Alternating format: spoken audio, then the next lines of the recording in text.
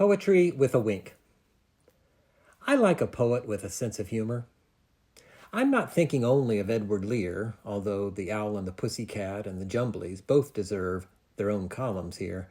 No, today's winking bard is none other than the brilliant and wry John Donne.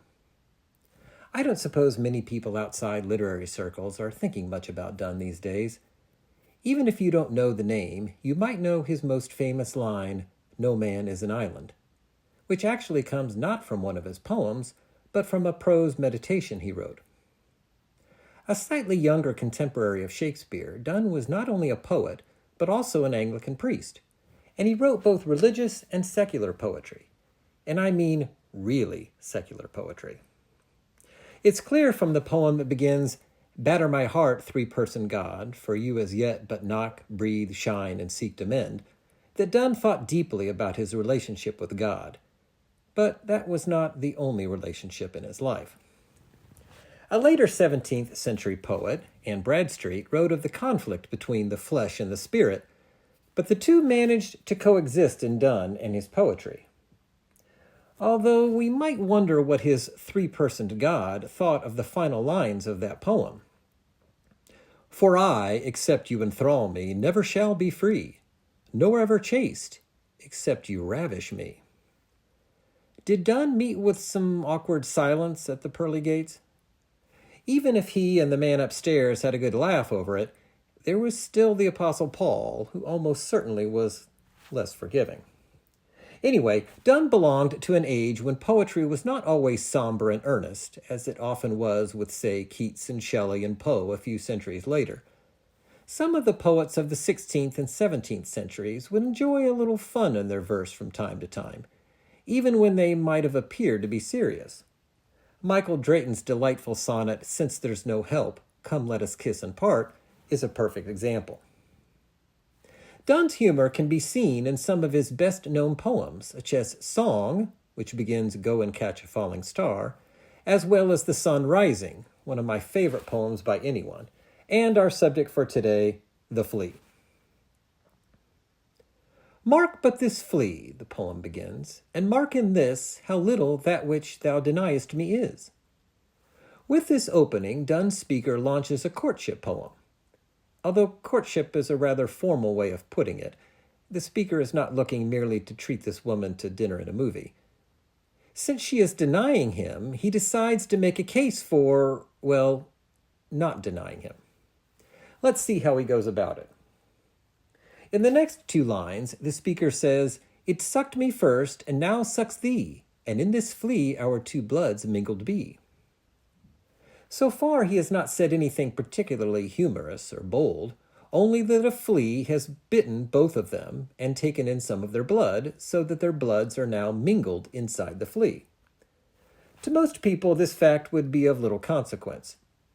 To a poet, on the other hand, the speaker continues, "Thou know'st that this cannot be said, a sin, nor shame, nor loss of maidenhead, yet this enjoys before it woo, and pampered swells with one blood made of two, and this, alas, is more than we would do." The flea, the speaker observes, enjoys before it woo. Without committing a sin, it gets to bite them and thus unite their bloods, but the two lovers are not enjoying the same guiltless union. That doesn't seem right, does it? In other words, the speaker is making what appears to be a logical argument from nature. Now, as he and we well know, a flea bite and a sexual union are two ultimately different things, despite their similarities. But we suspend our disbelief, to borrow Coleridge's famous phrase, and play along with this not-so-serious poem. The next stanza begins in a way that makes Donne's poetry particularly appealing to me. "Oh, stay, 3 lives and 1 flea spare, where we almost, nay, more than married are." That first word, "oh," may not seem like much, but it gives the poem a bit of drama, along with the sound of natural speech. Like an actual person who has become alarmed, the speaker of this poem begins with the introduction, "oh." I get the sense that his lover is about to kill the flea, perhaps moving a finger toward it, as if to crush it. The poem is taking a turn here. The speaker tries to stop her, making a provocative statement equating the killing of the flea to an act that would end 3 lives. The notion that they are married in the flea is not something that would occur to most people, but the speaker returns to the notion of a union because of the mingling of their bloods. He continues, "This flea is you and I, and this our marriage bed and marriage temple is. Though parents grudge in you we are met, and cloistered in these living walls of jet." He ends this stanza with 3 lines that extend his tenuous logic. "Though use make you apt to kill me, let not to that self-murder added be, and sacrilege, 3 sins in killing 3. Here he is suggesting that killing the flea would be an act of suicide, since she would be killing herself in killing the flea, which contains her blood. In the 3rd stanza, the first 4 lines indicate that the lover has followed through and killed the flea. "Cruel and sudden hast thou since purpled thy nail in blood of innocence? Wherein could this flea guilty be, except in that drop which it sucked from thee? Yet thou triumphest, and say'st that thou find'st not thyself, nor me the weaker now."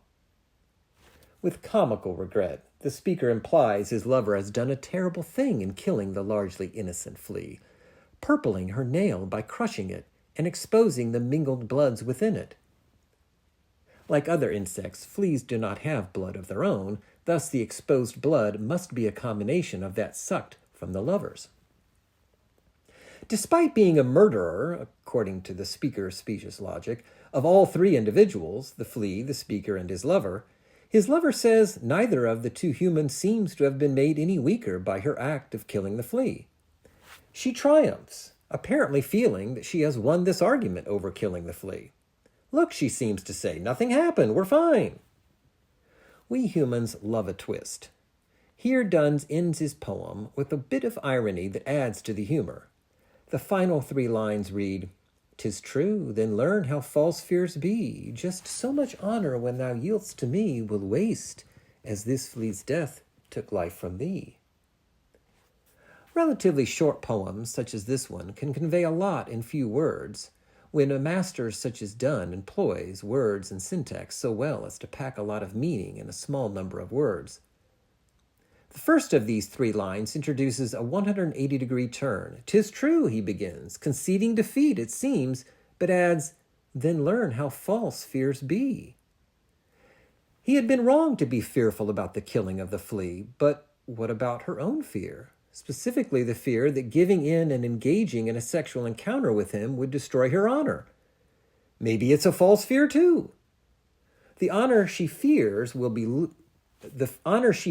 will lose is as little or insignificant as what, if anything, was lost to her when the flea died.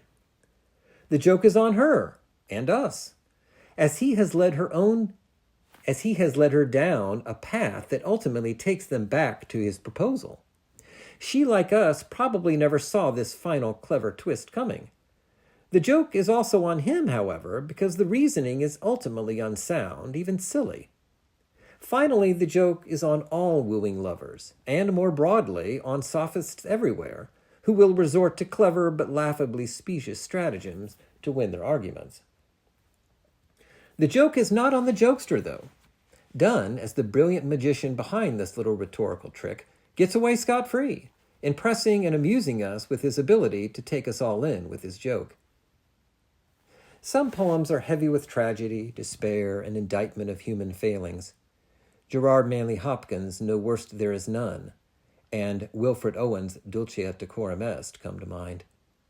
Both of these poems are among my favorites, but there is something to be said about a witty poem that brings both a diversion and some insight. Donne could write that kind of poem.